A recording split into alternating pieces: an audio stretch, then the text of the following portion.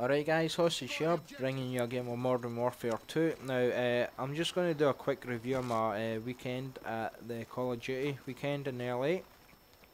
Now, I do have the cold by the way, so that's why I probably sound worse than normal. Now, what I'll do is, I'll start off by saying I don't think I'll ever be doing anything like that again, because I spent most of the time in a plane, and when I was getting my planes back, I almost missed one of my connection flight, which would have been an absolute nightmare. I was extremely lucky to actually get on the plane because all the doors were closed and everything. So they actually let me on, believe it or not. Now, going back to the Call of Duty weekend, when I was actually there for the first day, I felt like all I'd done was queue and queues to do stuff. Because the queues were just like, they were literally hours long.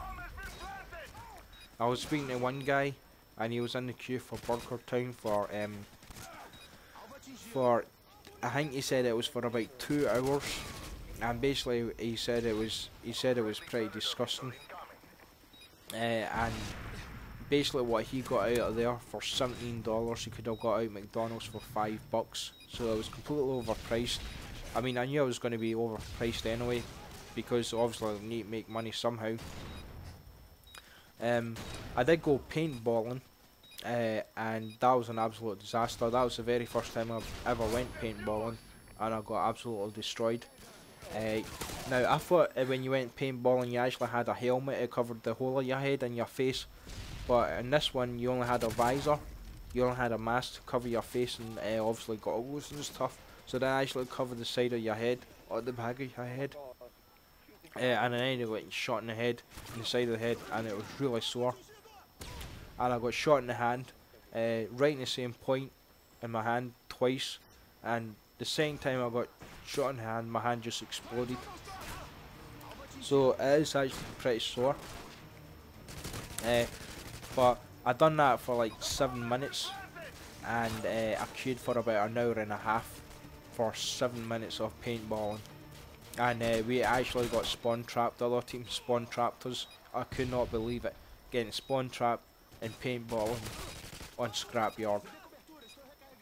So that's a new one. Now, going on to Modern Warfare 3, I did actually play that game with 3 random people for the gauntlet, which means that if you won one, you moved up to the second tier, and there was 4 tiers.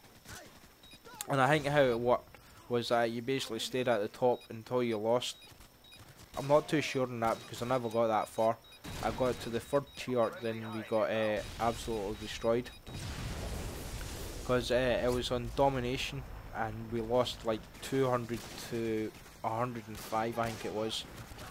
But the very first game that I played was Team Deathmatch, and I went 24-11, and that was about as good as it got. Because when I was playing King of the Hill for Modern Warfare 2 and Black Ops, I mean, I played absolutely terrible. It's just that there was just so many better people there that could play the game than me, because I got pretty much annihilated in every single game. Well, I did, because I didn't win one free-for-all game. I just don't know what happened, but it was an absolute nightmare. So yeah, I didn't win any free-for-all game. But what I have actually found out is that I must be the only person in the world that actually uses inverted controls. Because every single time I have played a game, I had to change the controls to inverted. And what else happened was that everybody seems to use the tactical layout, which I don't do. I just use the default setting. And then above and beyond that, everybody seems to use 7 or above sensitivity. I don't use that either. I just use the default one. So I had to spend the first like 5-10 seconds of every single game that I played changing the setup to how I like it.